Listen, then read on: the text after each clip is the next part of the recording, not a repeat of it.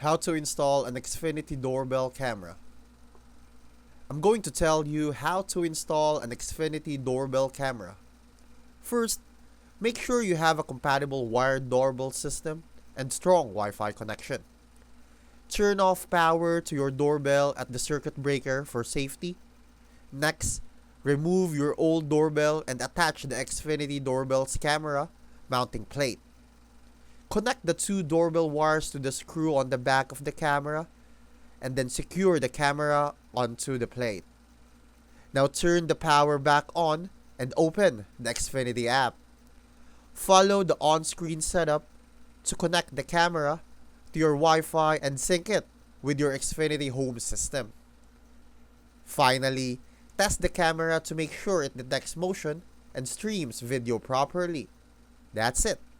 You're all set with your Xfinity Doorbell Camera.